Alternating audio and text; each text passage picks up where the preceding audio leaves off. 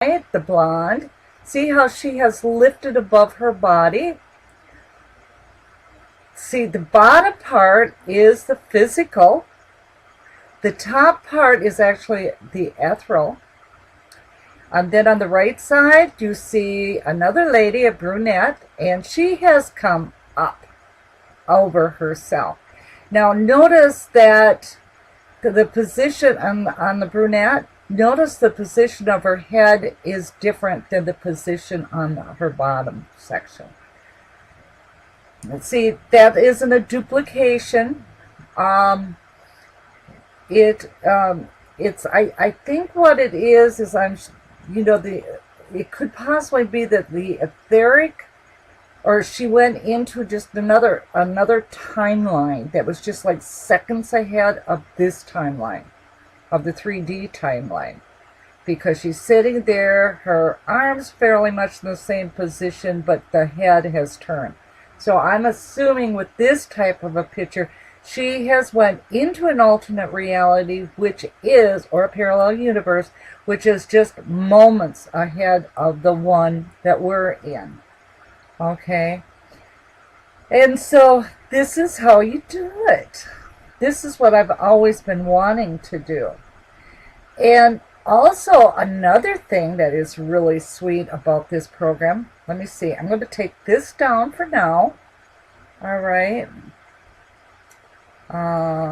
Okay. Hold on. Maybe. Okay. I want to, oops. Let me think. I want to get rid of this one. I should be able to just delete it. There we go. Okay. So now, I was at this certain place, and it's called Deadman's Hill. And we had went into a parallel universe or a reality, which was 15 minutes ahead in the future. And so I contacted this shaman friend of mine that is also a doctor, and and I asked him, what do you think had happened? So now with this new program, let's listen to what he has to say. And I'll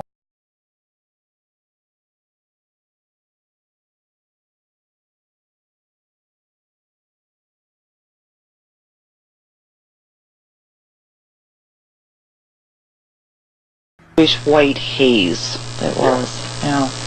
And then another question. We went to another place last night. It was on a mounds, but it's also what the locals around here call it Deadman's Hill. And there's a vortex there, naturally. And of course the nut trees and everything you said to look for. All right, it was all there. But the strange thing about it is I had to, we were watching the cell phone because of the fact that I had to be back to do a show. Well, one of the girls says, well, she gave the time of 7:33, and so we had to get back. And so, but when we got back into the car, off that vortex, got back into the car, the car clock said 7:19. And I says, well, and then Brad looked at his watch and it was 7:19 or something like that. And then she looked back at her cell phone and her cell phone now said 7:19. But when we were up there, her cell phone said 7:33. Then it switched back to 7:19. Yeah. Yeah. It's you crossed into another dimension when you were there. We crossed into another dimension? Yeah. Oh, okay. That's what happened. So, and that dimension was at a different time, or? Yeah, it's at a different time. It's like a lot of times people will have, not a lot of times, virtually everyone alive is having parallel lives in at least 5 and as many as 13 dimensions at one time. Yeah. And so, sometimes the time is the same in those other dimensions. Sometimes in fact, usually it's a little bit different. So if you went into a place where you crossed into another dimension, essentially a portal, you crossed into another dimension, then the time is different there. You might be able to see things around you, that were at least close enough that you felt like you were in the same place. Places like that can be kind of interesting. Sometimes you have to be careful to walk back out of in the same place you walked in, and you wind up in someplace else entirely. Oh, yeah, right. Yeah, well, I think we got back in the right place. Because you never know with dimensions, do you? But you never know with parallel dimensions, do you? No. Because they could be so similar to the other one. Yeah. Yeah. Well. But you're obviously back here because we're having this conversation. Yeah, maybe. Or you're in that one too. He gets kind of... And then Sharon had noticed that she kept seeing things moving around on the side of her eyes, corner of her eyes up there too. So, which was... A lot of times you can see things, better in the spirit realm from your peripheral vision than you can by looking straight at it. Okay. Now, we've all spoken on that, so we totally understand what he's talking about there, using our peripheral vision to be able to see the inner world, right? Or the invisible world, because the front of your eyes has cones. The side of your eyes has rods. Rods are what cats have in their eyes, which makes them, it where they can see into the invisible world. And the rods is what we have in the front of our eyes, and those aren't able to see, past our world or, into the higher dimensional world.